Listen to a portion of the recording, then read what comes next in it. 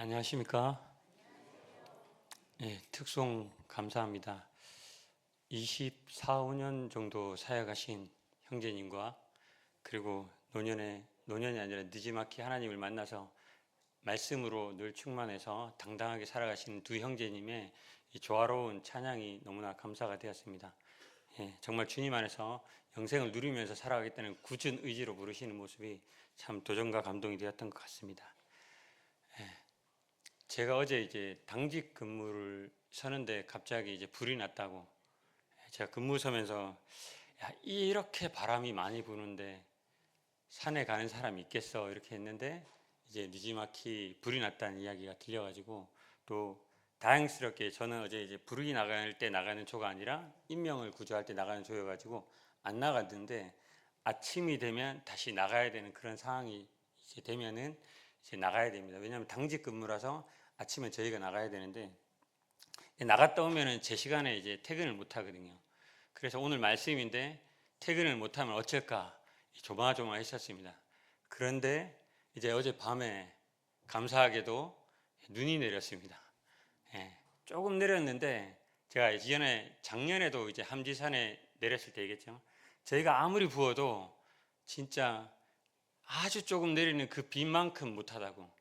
근데 어제 그 눈이 내려가지고 불이 꺼져가지고 오늘 이렇게 아무 탈 없이 여기에 나왔습니다. 너무 감사합니다. 그리고 우리가 자연 앞에서 정말 하나님께서 창조하신 이 자연 앞에서 얼마나 우리가 미물에 불과한지 어제 다시 한번 깨달았습니다. 다 같이 사무엘하 6장 1절부터 11절을 찾아서 함께 읽겠습니다.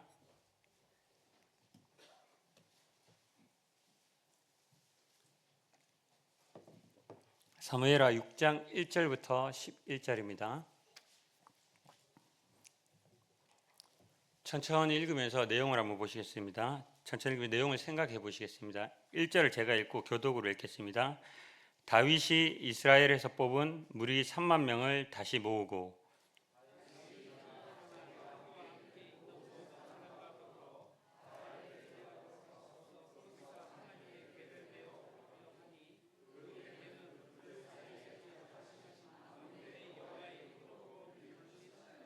여기서 2절에 메어 오려하니라고 되어 있는데 원어로 찾아보면 메어 오는 게 아니고 가지고 올라오기 위하라는 뜻이 있습니다. 이 부분을 참고하셔서 계속 읽겠습니다.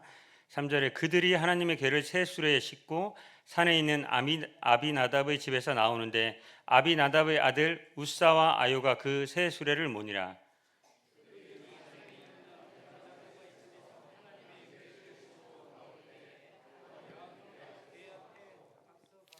다윗과 이스라엘 온 족속은 잣나무로 만든 여러 가지 악기와 수금과 비파와 소고와 양금과 재금으로 여호와 앞에서 연주하더라.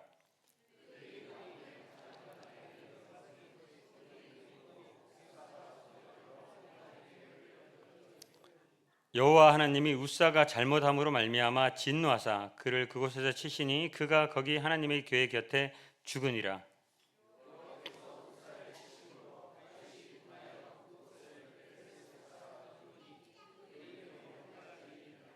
다윗이 그날에 여호와를 두려워하여 이르되 여호와의 궤가 어찌 내게 오리요 하고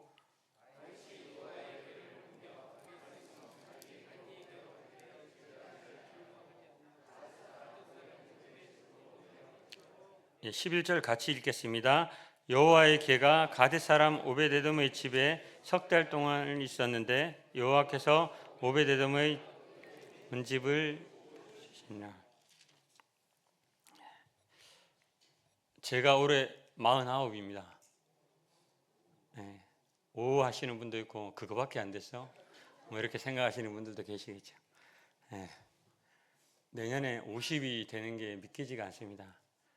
저도 되게 많이 들은 것 같은데 지난주에 이제 저쪽에서 이제 지금 여기 계시는데 두 형님께 지나가는데 문영재 올해 몇 살 됐어요? 이렇게 물으셨습니다. 제가 49입니다. 이렇게 얘기했더니 형님께서 저한테 하시는 말씀이 진짜 좋을 때다. 저는 49에서 이제 50이 다 돼가서 곧 이제 반백년을 살았는데 뭐 이런 생각을 하고 있는데 진짜 좋을 때다 라고 얘기하셨습니다. 저는 청년들 보면 그런 생각하거든요. 야 진짜 좋을 때다. 이제 세월이 이만큼 흘렀는데 그런 생각이 들었습니다. 제가 올해 49이고 제가 침례 순종을 중학교 2학년 15살에 했었습니다. 약 34년 됐는데요. 그리고 구원은 초등학교 6학년 때 받았는데 이제 구원받고 첫 이제 침례를 받고 난 다음에 첫 만찬 회식에 참여할 때의 모습이 떠올랐습니다. 이 말씀을 준비하면서 그때 이제 떨리는 마음으로 첫 만찬식에 참여한다고 말씀도 준비하고 제가 가지고 있는 제일 좋은 옷을 입고 와가지고 이렇게 몇 분 일찍 와가지고 그 자리에 앉아가지고 이렇게 준비했던 제 모습이 이제 생각이 났습니다. 성도님들은 혹시 그런 기억이 있습니까? 처음 이제 뭐 만찬식에 참여하든 이런 그런 하나님을 처음 만났을 때 그런 기억들이 혹시 있으십니까? 자매님들은 이제 침례 받으면 머리수건 받으시잖아요. 그 머리수건 새 수건을 탁 쓰시고 앉아 있는 그런 모습들이 혹시 기억나십니까? 그때 이 준비했던 그 마음을 생각하면서 요즘에 저는 어떤 모습일까 하는 생각을 하면서 한번 되돌아보았습니다. 어쩌면 이제 구원받은 후에 시간이 지나면서 매주 드리는 이 예배도 아니면은 매일 드리는 이 기도도 또 이 드리는 찬양이나 이 설교도 듣는 설교도 어떻게 보면 익숙한 일상이 되어버리지 않았나 하는 그런 생각들이 들었습니다. 성도님들은 어떠신가요? 네. 오늘 우리가 읽은 이 우사 사건의 이 본문은 익숙함이 얼마나 무서운 결과를 가져오는지를 보여주는 말씀입니다. 오늘 이 말씀을 통해서 하나님은 어떤 분이신지, 그리고 우리는 어떻게 그 하나님을 예배해야 하는지, 그리고 오늘 말씀처럼 익숙함에 숨은 불경건은 무엇인지에 대해서 한번 살펴보려고 합니다. 오늘 이제 본문을 살펴보기에 앞서서 아셔야 될 까지 두 가지가 있어서 먼저 설명을 드리겠습니다. 사진 좀 띄워주십시오. 네, 보이십니까? 예, 본론에 들어가기 앞서서 오늘 말씀의 핵심 중심에 있는 이 궤입니다. 이것은 하나님의 궤, 언약궤라고 불리는 것인데요. 보시는 바와 같은 모습으로 제작되었습니다. 이 언약궤를 쉽게 한마디로 이야기하면 눈에 보이지 않는 하나님께서 내가 너희와 함께 있다는 것을 보여주시기 위해서 만들으라고 하신 특별한 상징이었습니다. 이 언약궤의 길이는 1.1m, 높이와 너비는 약 70cm 정도고요. 그리고 보시는 바와 같이 안팎은 금으로 이렇게 입혀져 있습니다. 그리고 네 모퉁이에는 이 고리를 잡을 수 있는 궤로 되어 있고 채로 되어 있고요. 그리고 이 언약궤는 반드시 레위 지파 고앗 자손들의 어깨에 메어서 이동하도록 하나님께서 말씀하셨습니다. 이것이 이제 출애굽기와 민수기에 기록되어 있죠. 이 언약궤 안에는 세 가지가 들어 있었습니다.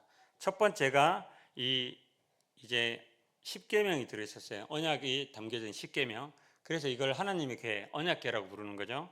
그리고 만나를 담은 향아리가 들어 있었고, 그리고 아론의 쌍난 지팡이가 들어 있었습니다. 다시 말씀드리지만 이 언약궤는 단순한 상자가 아니라 하나님이 우리와 약속을 맺으시고요, 우리의 하나님이 되어 주신다는 이 약속의 상징이고, 하나님이 우리 가운데 계신다는 임재의 표지입니다. 그래서 이 언약궤가 앞에 가면 이스라엘 백성들이 따라갔고요, 그리고 항상 이스라엘의 백성들이 행진하는 가운데 이 언약궤가 있었습니다. 광야에서는 앞에 언약궤가 갔고요, 그리고 이스라엘 백성들이 가나안 땅을 정복하는 그 과정에서 요단강을 밟을 때 이 언약궤를 어깨에 맨 제사장들이 발을 요단강에 내딛었을 때 요단강이 갈라지는 기적이 일어났습니다. 그리고 이 언약궤가 이제 여리고성을 칠 때 이 언약궤가 먼저 앞서서 돌았습니다. 이처럼 이 언약궤는 하나님이 우리의 왕이시다, 우리가 그분의 백성이다라는 것을 보여주는 눈에 보이는 표지였습니다. 그런데 안타깝게도 시간이 흐르면서 이스라엘은 이 언약궤를 하나님의 임재로 보기보다 우리에게 승리를 가져다 줄 물건 또는 부적으로 취급하게 되었습니다. 그래서 결국 어떤 일이 일어났나요? 이스라엘 백성들이 그들의 숙적인 블레셋과의 싸움이 있었는데 그 블레셋과의 싸움에서 지니까 어떻게 했습니까? 제사장들과 이스라엘 사람들이 가서 언약궤를 가져와라 그랬습니다. 언약궤를 가져오면 이길 것이라고 생각했습니다. 상식적으로 생각한다면 언약궤를 가져와서 이긴다고 생각하기보다 하나님께 이 전쟁에 대한 뜻을 물어야 됐을 것입니다. 그런데 언약궤를 가지고 오라고 했습니다. 가지고 와서 전쟁이 어떻게 되었습니까? 졌습니다. 지기만 했나요? 어떻게 됐습니까? 언약궤가 블레셋에게, 이방인들에게 빼앗겨 버렸습니다. 이 빼앗긴 이 언약궤는 이 이방 땅인 블레셋 땅에서 여러 지역을 이동하게 됩니다. 근데 그들이 이것을 빼앗아 가서 자기들이 있는 아스돗에 있는 다곤 신상 앞에 놓았더니 그 신상에 목이 떨어져 내려앉죠. 팔이 떨어지고 이러니까, 그리고 그것이 있는 그 지역에 종기가 막 일어나니까 다른 지역으로 옮겼죠. 근데 거기서도 똑같은 일이 일어나고, 거기서도 일어나니까 이들이 무서워서 어떻게 합니까? 송아지에다가 수레에다가 실어서 다시 이스라엘 땅으로 보냅니다. 그렇게 해서 이동한 것이 벳세메스라는 이스라엘 지역인데, 그렇게 보내서 그것이 이제 도착하니까 이 벳세메스 지역에 있는 이 사람들이 그 언약궤를 어떻게 합니까? 들여다보게 됩니다. 그래서 어떻게 됐습니까? 죽어버렸습니다. 그래서 이들이 그것도 이제 두려워해서 이 언약궤를 기랏 여아림에 있는, 지금 오늘 본문에 있는 이 장소, 출발하기 이 장소인 아비나답의 집에 두게 되었고, 그리고 이 집에 오랫동안 20년 동안 있었다라고 성경은 기록하고 있습니다.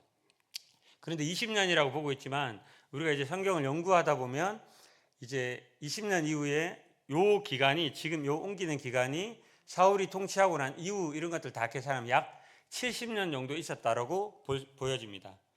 요지는, 제가 이 말씀에 드린 요지는 뭔가 하면, 하나님의 임재를 상징하는 이 궤가 이스라엘의 신앙의 중심에서 있어야 되는데 점점 밀려나서 이 죄와 불경건 속에서 마치 물건처럼, 하나의 물건처럼 취급되었다는 것입니다.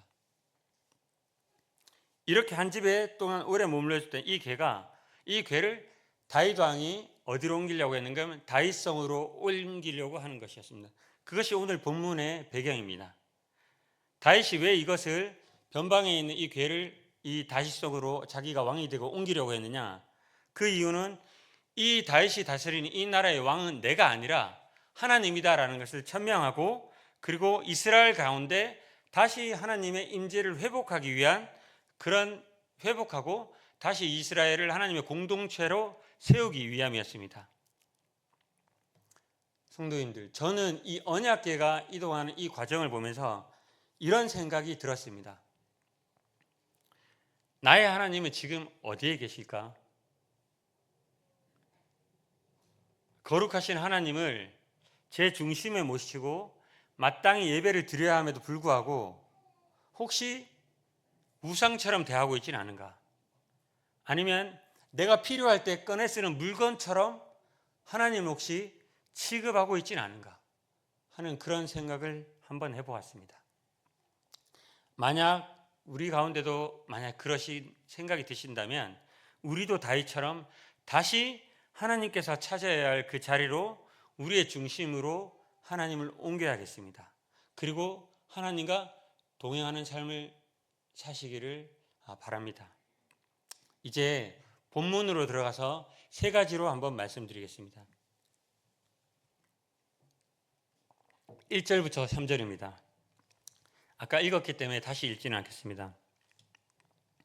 1절부터 3절에 보면 다윗은 이 언약궤를 옮기기 위해서 많은 준비를 했습니다. 어떤 준비를 했나요? 3만 명의 선택된 무리를 모았습니다. 그리고 각종 악기를 준비하고 마치 큰 잔치와 같은 행렬을 이렇게 모았습니다. 이 성경을 통해서 알 수 있듯이 어마어마한 잔치와 같은 분위기를 해서 언약궤를 옮기려고 했습니다. 그리고 뭘 준비했다고 성경이 기록하고 있습니까? 새 수레를 준비했다라고 기록하고 있습니다. 새 수레에다가 하나님의 언약궤를 실어가지고 옮기려고 준비했다는 것입니다. 앞으로 한번 보시겠습니까? 이게 어떤 방법입니까? 아주 좋은 방법처럼 보여지지 않습니까? 새 수레에다가 하나님의 언약궤를 실어서 옮기는 방법. 편리해 보이고 좋아 보이고 괜찮아 보이는 방법이 아닙니까? 근데 여기에는 아주 심각한 문제가 있습니다. 혹시 뭔지 아시겠습니까? 어떤 문제가 있습니까? 예. 하나님께서는 이미 민수기 4장에 이 언약궤를 옮기는 방법에 대해서 분명하고 정확하게 말씀하셨습니다. 반드시 레위 지파 고앗 자손에게 채를 메어서 어디에다 메라고요? 어깨에 메어서 옮기라고 하셨습니다. 그리고 언약궤는 손으로 직접 만지지도 말고, 그리고 수레에 씻는 방식도 허용되지 않았습니다. 그런데 왜 다윗이 이 수레를 택했을까요? 왜 다윗이 수레에다 옮겼을까요? 성경은 여기에 대한 이유에 대해서 자세하게 이야기하고 있지는 않습니다만 몇 가지 가능성이 있습니다. 아까 앞에 말씀드린 대로 시간의 흐름에 따라서 오랜 세월 동안에 지나서 이것을 어떻게 옮겨야 하는지 잊어버렸을 수도 있습니다. 또 아니면 알고 있더라도 이게 어깨에 매는 것보다 번듯한 수레에 실어가지고 옮기는 게 더 좋아 보일 수도 있고, 또 어깨도 아프고 하니까 번듯한 수레에 실어서 이렇게 3만 명의 군사들을 동원해서 막 이렇게 하는 것이 더 거창해 보였을 수도 있습니다. 그게 오히려 더 하나님을 기쁘게 하는 것처럼 보였을 수도 있습니다. 그런데 분명한 것은 이와 같은 수레에 실어 옮기는 방식은 하나님께서 명령하신 방법이 아니었다는 것입니다. 누가 하던 방식이었죠? 블레셋이 다시 이 언약궤를 이스라엘에 돌려보냈을 때 썼던 이방인들이 하는 방식이었습니다. 이스라엘은 하나님께서 명하신 방법에 따랐던 것이 아니라 자신이 생각했던 그 효율성과 세상 사람들이 하는 것을 따라서 했다는 것입니다. 3만 명의 군사, 그리고 화려한 행렬, 그 다음에 각종 악기들은 있었지만 뭐가 빠져 있었는가 하면 하나님께서 이미 말씀하신 어떻게 옮겨야 하는지에 대한 세밀한 순종은 빠져 있었다는 것입니다. 이 말씀을 통해서 우리가 드리고 있는 예배의 모습은 어떤지 한번 돌아보셨으면 좋겠습니다. 오늘날 우리가 예배와 사역에 있어서 혹시 우리가 보기 좋은 것에 집중해서 거기에 치우쳐서 그런 일들은 하고 있지 않은지 모르겠습니다. 우리 교회는 뭐 그렇진 않지만 교회들이 화려한 인테리어를 꾸미고 조명을 하고 각종 프로그램을 만들어서 이렇게 하는 것은 치중하지만 정작 하나님의 말씀을 묵상하며 읽고 나누는 것은 소홀히 하고, 또 기도로 무언가를 준비하는 그런 시간들은 게을리하면서 보여지는 것에만 치중하고 있지 않는지는 모르겠습니다. 나의 편안함에 맞춘 방식으로 예배는 드리면서 정작 하나님께서 말씀하신 이 말씀에 순종하는 이 순종은 놓치고 있지 않은지 한번 되돌아보셨으면 좋겠습니다. 하나님은 우리의 열심보다 그 열심이 하나님께서 말씀하신 대로인가를 보십니다. 미가 선지자는 이렇게 말했습니다.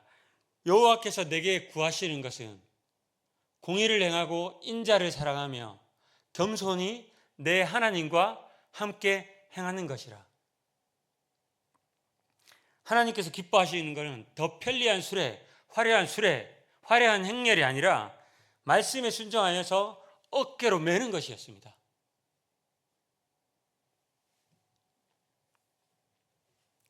두 번째로 이제 3절부터 7절에 나와 있는 오늘 이 사건의 핵심 인물인 우사에 대해서 한번 살펴보겠습니다.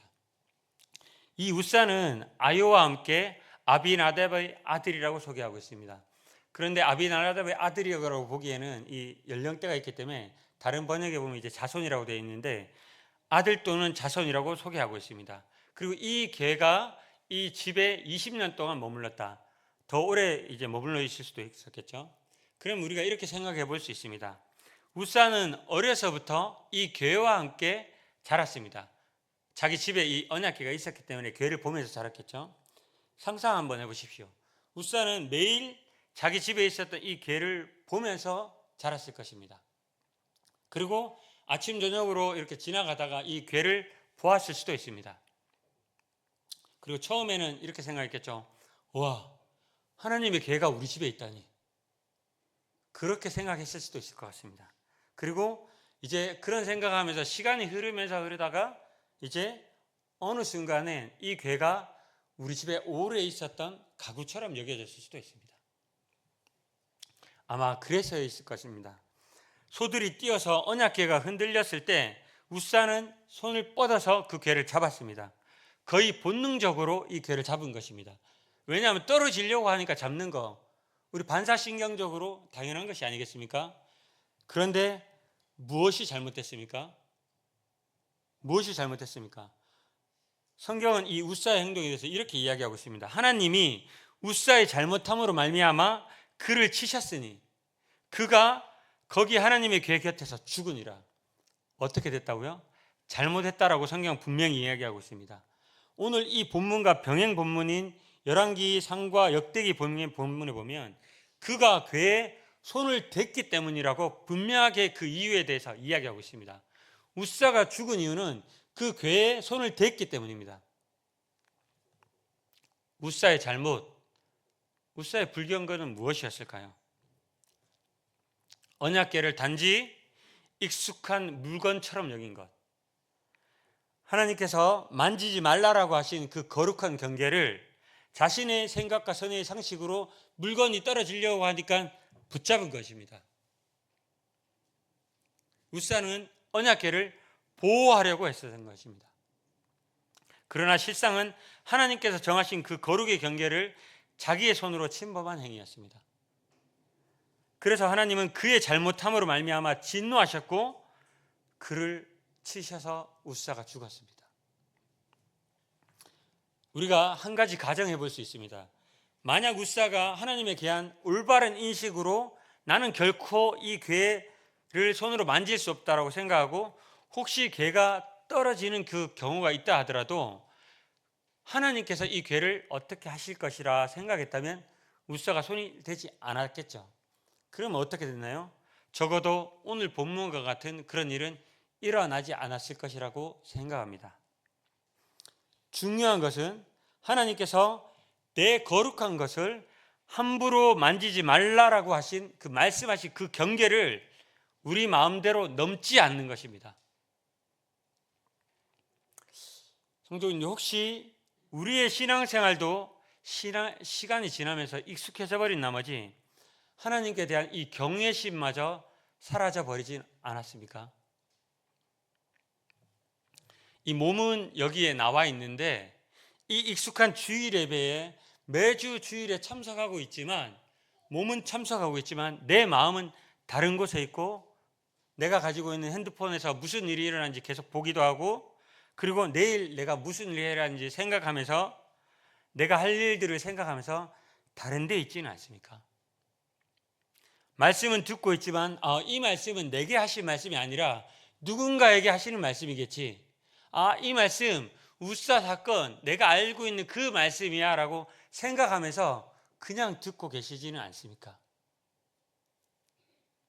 그리고 기도할 때 아침에 일어나서 상투적으로 오늘 일어난 것에 대해서 감사하고 상투적으로 내 멘트를 하면서 습관처럼 하지는 않습니까? 종교적인 멘트나 이런 것들 섞어서요. 또 하나님께서는 거룩하셔서 죄를 싫어하시는데 내 삶 가운데는 이 반복하는 이 죄를 지으면서 이 정도는 뭐 다른 사람들도 다들 짓고 있는데 라고 생각하면서 그냥 무감각해져서 거룩한 삶과는 거리가 먼 삶을 살고 계시지는 않습니까? 이 말라기 시대의 제사장들이 그랬습니다. 병든 것, 저는 것, 훔친 것을 애물로 드리면서 아무렇지도 않게 예배를 드렸던 것입니다. 고린도 교회는 어땠나요? 자기 방식대로 하다가 약한 자와 병든 자가 많고 심지어는 잠자고 있는 자까지 적지 않다라고 얘기를 했습니다. 우리도 오랜 신앙 속에서 하나님을 너무 익숙하게 생각한 나머지 그렇게 예배를 드리고 있지 않은지, 혹시 우사처럼 하나님의 거룩함을 가볍게 여기고 있지 않은지 한번 우리 자신들을 되돌아보는 그런 시간들을 가져보셨으면 좋겠습니다. 그리고 세 번째로 말씀을 드려보겠습니다. 이제 8절부터 11절을 보시면 우사가 하나님의 거룩함을 침범함으로 해서 우사가 그 자리에서 죽었습니다. 그래서 이 잔치를 벌이고 이 행렬을 준비했던 다윗이 어떻게 했습니까? 이것을 중단했습니다. 성경은 여기에서 여호와께서 우사를 치심으로 말미암아 다윗이 분하여라고 했습니다. 다윗이 하나님이 감히 내가 하는 것을 하나님께서 내가 하는 걸 중지시키셔서 와, 나 화난다, 분하다라고 한 것이 아닙니다. 여기서 분하여라는 말은 단순한 다윗이 혈기나 하나님을 향한 원망을 표현하고 있는 것이 아닙니다. 다윗은 이 일을 통해서 하나님이 얼마나 거룩하신 분인지, 그리고 자신들이 얼마나 가볍게 하나님의 규례를 다루었는지 깊이 충격과 두려움 속에서 깨달은 것을 표현하고 있는 것입니다. 그래서 다윗은 이 사건이 일어난 이곳을 우사를 치심 혹은 우사를 터뜨리심이라는 이 뜻으로 베레스 우사라고 불렀습니다. 그리고 다윗은 이것을 두려워해서 그날로 더 이상 이것을 옮기려는 것을 중단하고 대신 이것을 가드 사람 오벳 에돔의 집으로 옮겨 놓습니다. 여기서 우리는 중요한 교훈 하나를 얻게 됩니다.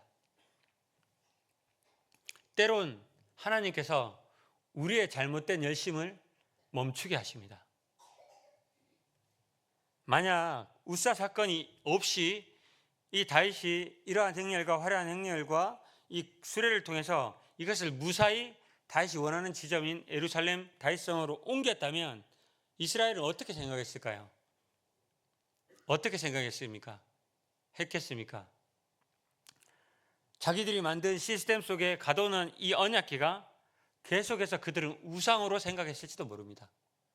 그리고 이 정도 하니까 하나님을 기쁘시게 해드렸네 라고 생각하면서 점점 더 하나님을 가볍게 대했을지도 모릅니다. 그런데 하나님께서는 우사를 치심으로 다윗과 이스라엘에게 이렇게 말씀하신 것입니다. 나의 거룩은 너의 열정보다 우선하며 나의 방법은 너의 효율보다 중요하다. 이렇게 말씀하신 것입니다. 그 후에 중단되고 난 이후에 어떤 일이 일어났습니까? 언약궤가 오벳에돔의 집에 석 달 동안 머물러 있는 동안에 여호와께서 오벳에돔과 그의 집에 복을 주셨습니다. 이 얼마나 대조적인 일입니까?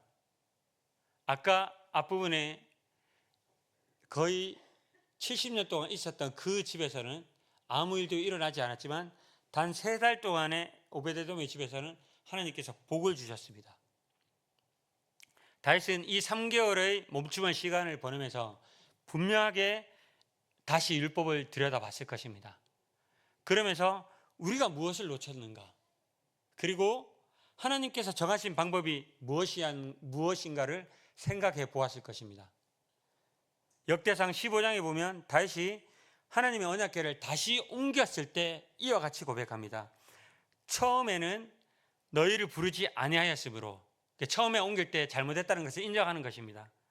우리 하나님께서 여호와께서 우리를 찢으셨으니 우사를 죽이셨죠. 이는 우리가 규례대로 그에게 구하지 아니하였습니다. 다윗은 솔직하게 고백했습니다. 내가 하나님의 방법대로 하지 않아서 이와 같은 일이 일어났다는 것을 고백합니다. 그래서 어떻게 했습니까? 이번에는 오벳에돔에 있던 그 궤를 다시 옮길 때는 어떻게 했습니까? 하나님께서 명령하신 그 말씀대로 준비해서 옮겼습니다. 레위 사람들을 성결하게 하고 그들의 어깨에 메고 언약궤를 옮기게 됩니다.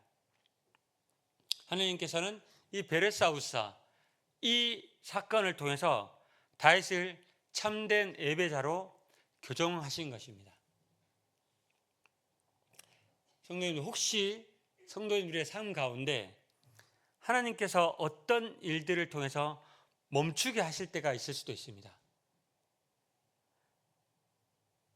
교회나 가정에서나 직장에서 어떤 일을 하다가 여러 가지 갑자기 건강에 문제가 생긴다든지 경제적인 어려움을 겪는다든지 어떤 사람들과의 관계 속에서 어려움을 겪을 때가 있습니다. 분명히 내가 생각했을 때는 완벽하게 준비한 것 같은데, 뭔가 한 것 같은데 이 멈추게 되는 경우가 있습니다. 이럴 때 왜 안 되지? 억울하다. 이것만 됐으면 됐는데, 이렇게 생각하는 것이 아니라 이렇게 한번 생각해 보셨으면 좋겠습니다. 주님, 제가 혹시 이 일을 하면서 주님의 방법을 놓치거나 말씀에 순종하지 않은 부분은 없습니까?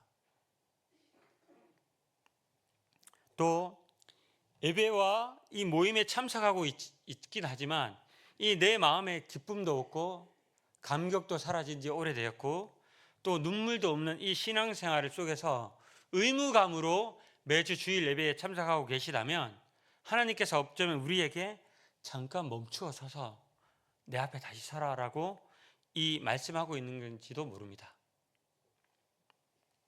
이때 이와 같은 시기에는 이때는 조용히 하나님의 말씀을 묵상하시면서 진솔하게 내 마음을 하나님께 내려놓고 기도하는 시간을 가져보면 좋을 것 같습니다.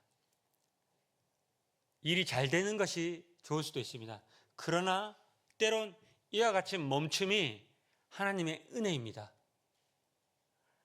우리를 다시 하나님 앞에 세우고 새 수레를 버리고 어깨에 매는 순종을 회복할 수 있는 그런 하나님께서 주신 은혜의 시간입니다. 사랑하는 806교회 성도님들, 오늘 우리는 말씀을 통해서 하나님께서 얼마나 거룩하신 분이신지, 그리고 우리의 열심보다 하나님의 말씀에 순종하는 이 순종이 얼마나 중요한지에 대해서, 그리고 익숙함 속에서 이 거룩의 경계를 넘는 것이 얼마나 위험한지에 대해서 말씀을 통해서 보았습니다. 하나님은 우리가 함부로 만질 수 있는 분이 아니십니다. 우리의 편의에 따라서 수레에 실어서 막 대할 수 있는 그런 분이 아니십니다. 혹시 오늘 우리의 신앙이 새 수레 위에 놓여 있지 않습니까? 이 정도면 내가 이 정도 교회에 나와주고 이 정도 내가 예배에 참석하고 이 정도 하면 내 할 일을 다 했고 하나님 기뻐하시겠지, 하나님 이 정도 하면 다 이해하실 거야 라고 생각하고 계시지 않습니까? 이런 자기중심적인 만족과 위험한 익숙함 속에서 살아가고 계시지는 않습니까? 그렇다면 이제 다시 돌이키시길 바랍니다. 하나님을 우리 인생 수레에 실는 것이 아니라 우리의 삶의 어깨에다가 매는 직접 매시길 바랍니다. 시편 기자는 이렇게 말했습니다. 여호와를 경외함으로 섬기고 떨며 즐거워할지어다. 하나님을 진정으로 두려워하는 자만이 진정으로 하나님을 기쁘게 해드릴 수 있습니다. 뭐라고요? 하나님을 진정으로 두려워하는 자만이 진정으로 하나님을 기쁘게 해드릴 수 있습니다. 떨림없는 이 방종은, 떨림없는 하나님 앞에 즐거움, 자기 위주의 이 즐거움은 하나님 앞에 방종이 될 수 있습니다. 즐거움 없는 이 떨림, 하나님 앞에서 두려움만 있고 이 즐거움이 없는 것은 때때로 우리를 하나님 앞에서 율법주의자로 만들 수 있습니다. 그렇기 때문에 여호와를 경외함으로 섬기며 떨며 즐거워하는 것입니다. 거룩하신 하나님 앞에서 떨며 즐거워하는 예배가 우리에게 회복되기를 소망합니다. 이제 우리가 익숙함이라는 이 불경건을 벗어 던져버리고 거룩하신 하나님 앞에 떨림과 즐거움으로 나아가는 저와 우리 806교회 성도님들이 되셨으면 좋겠습니다. 기도하고 마치겠습니다.